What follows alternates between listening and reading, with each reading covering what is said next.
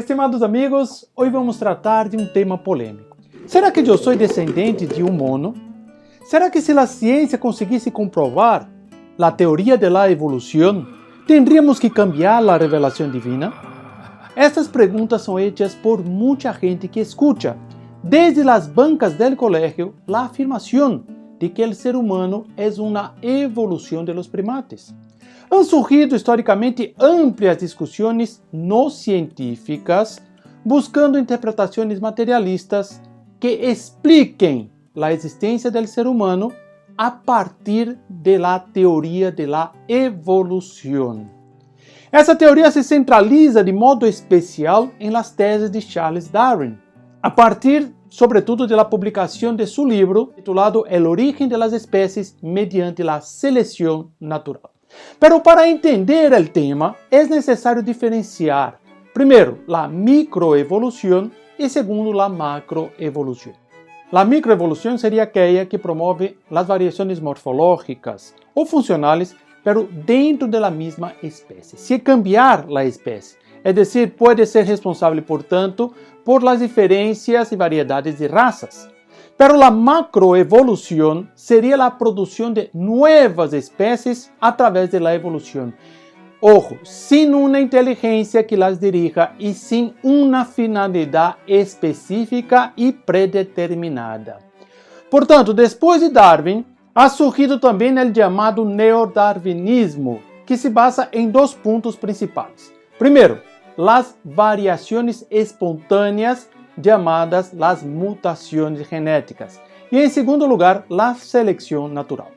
Essa teoria se plantea sobre la evolución de las especies, es decir, sobre la macroevolución. Darwin não plantea el cambio de la raza, sino el cambio de una especie a otra especie. Por isso, habla de la evolución de las especies. Estamos hablando aqui de la macroevolución. É necessário considerar que a partir do chamado paradigma genético, que foi desenvolvido na primeira metade do século XX, se tem cientificamente a afirmação de que todo caráter de um ser vivo se deve a uma estrutura genética predeterminada. Assim, as variações supostas por Darwin deveriam ser obrigatoriamente consequência de mutações genéticas, puesto que o projeto genético é anterior à la expressão de los fenômenos externos que nós podemos ver.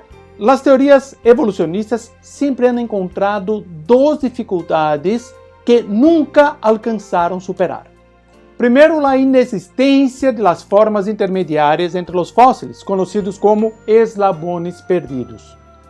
E segundo, as inumeráveis combinações não funcionais que o câmbio aleatório provocaria porque não há uma inteligência que la dirija. Por último, os registros fósseis identificam a aparição simultânea e brusca de novas formas perfeitamente estruturadas e terminadas, sem que haja nada no registro fóssil anterior. Portanto, não há formas intermediárias, não há formas a meio formar. As poucas que se citam poderiam facilmente ser catalogadas como formas estáveis e não como formas de transição. Como afirma Antônio Pardo, o darwinismo inclui em seu seno uma certa interpretação do mundo que se introduz vestida de ciência, pero que não é ciência. A seleção natural apresenta uma visão que não corresponde com a realidade.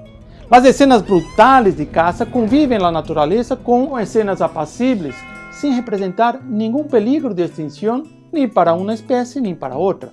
Se aportam, por exemplo, os mimetismos para ocultar-se de los predadores, pero se olvida o colorido bem visível de outras espécies.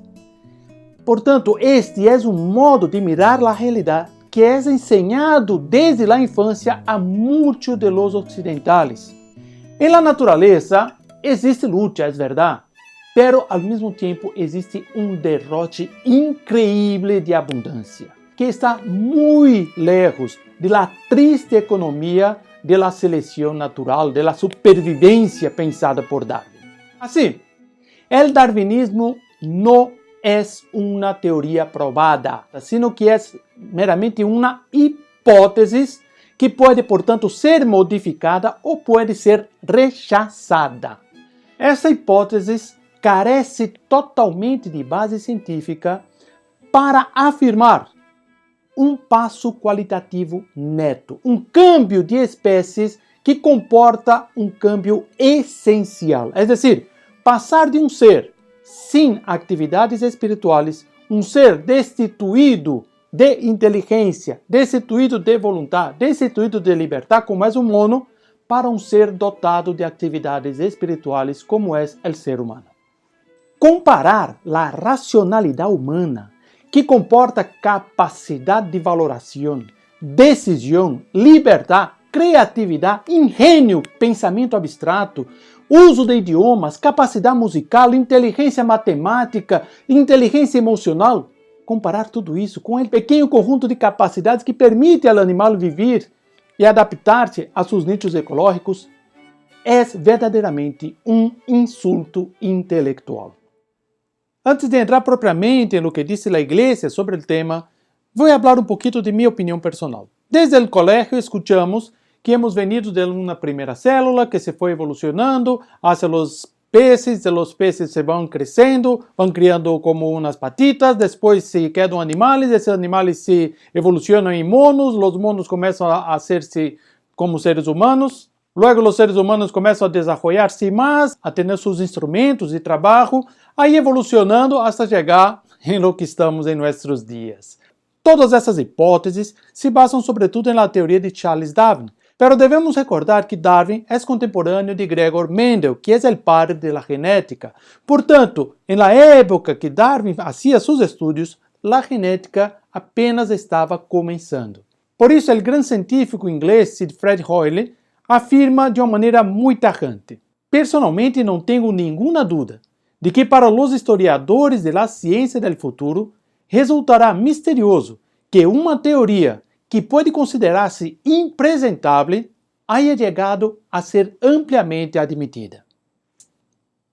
Nós, como todo ser vivo, hemos iniciado com uma primeira célula. E nessa primeira célula estão os cromossomas de nosso padre, os cromossomas de nossa madre. Portanto, se unem em um primeiro momento a parte masculina e a parte feminina com todas as informações que vão determinar a estrutura desse novo ser vivo. Portanto, qualquer característica adquirida posteriormente não faz parte do patrimônio genético do ser vivo.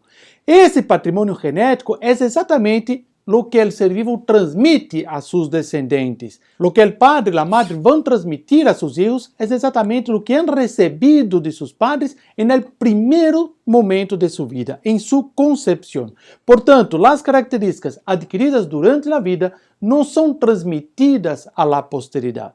Assim, não vemos como seja possível que as características adquiridas durante a vida possam determinar um câmbio genético. Muito menos um câmbio que pueda añadir características novas e incluso cambiar de uma espécie a outra espécie. E de uma maneira muito especial que pueda passar de um ser sem características espirituais, é dizer, um ser sem inteligência, sem vontade, que não deseja o bem, que não deseja a verdade, que não deseja a justiça, para um ser dotado de características espirituais. Esse passo de um ser sem inteligência a um ser com todas as características da inteligência humana, da vontade humana, é impossível que se dê por mera evolução material. Em si mesma, uma concepção evolutiva radicalmente contingente, é decir, considerando a contingência do ser humano, radicalmente direcional e teleológica, é decir, com um fim determinado, não é automaticamente contrária ao conceito revelado da criação divina. Existe a possibilidade, portanto, de que um processo natural contingente haya sido desejado por Deus, haya sido planeado por el Criador, não como um relojero que cria e depois abandona a si mesmo sua obra, sino como aquele que acompanha, que protege sua criação, estando sempre presente nela com sua providência. E nesse caso, se pensa, portanto, em um processo evolutivo que se desenvolve de acordo com um desenho e persegue um fim específico. Essa hipótese, se algum dia comprovar a ciência, poderia se conciliar-se com a criação divina, del seguinte modo. Deus, em primeiro lugar, cria todo de la nada. Cria a matéria inicial caótica e informe. O próprio Deus determinaria leis evolutivas de modo que esta matéria inicial se desarrollaria em minerais, vegetais, animais irracionais. Depois, estes animais irracionais chegando a um corpo organizado, e nesse momento, um segundo acto criador de Deus, aqui vem um ponto importantíssimo, um segundo acto criador de Deus infundiria el alma espiritual. E aí sim, poderíamos ter el hombre e la mujer. En conclusión, la hipótesis de que nosotros seamos descendentes de los monos no ha sido probada nunca. Y no creo que venga a ser probada algún día, por un motivo muy sencillo.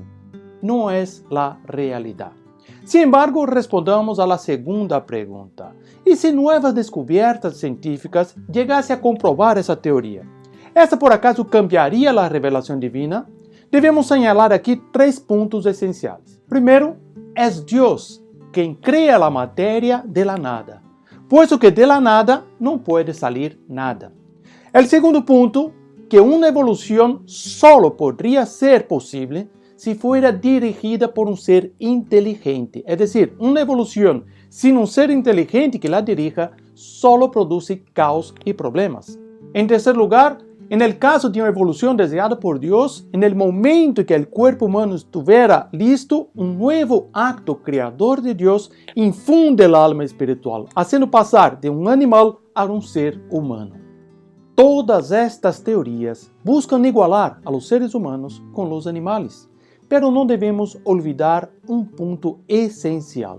El hombre es creado a imagen y semejanza de Dios.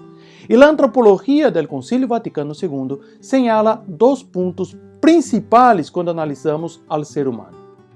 Primeiro, que a dignidade humana, que lo hace superior a todas as formas infrahumanas de criaturas, reside em um ponto essencial: a vocação do ser humano a la comunhão com Deus. E em segundo lugar, lo mais importante, que o mistério do homem solo se explica a través do mistério do Verbo encarnado. É decir, é nosso Senhor Jesucristo, que é modelo, que é o arquetipo de todo ser humano, que se encarnou, que viveu entre nós, sendo igual a nós em tudo, exceto em el pecado. É Ele que nos indica a grandeza de la dignidade de ser homem e de ser mulher, criados para ser hijos de Deus. Nós não somos criados simplesmente para arrastrar uma vida sem sentido, como se fôramos uma espécie mais entre os animais da terra. Os que desejam o texto com todas as citas bibliográficas podem buscar em meu blog personal, www.teologicopastoral.com. Com confiança em Jesus, alfa e omega de la criação, com confiança em Maria, que é sua madre e é modelo de todo ser humano, nos encontraremos em um próximo programa. Salve Maria!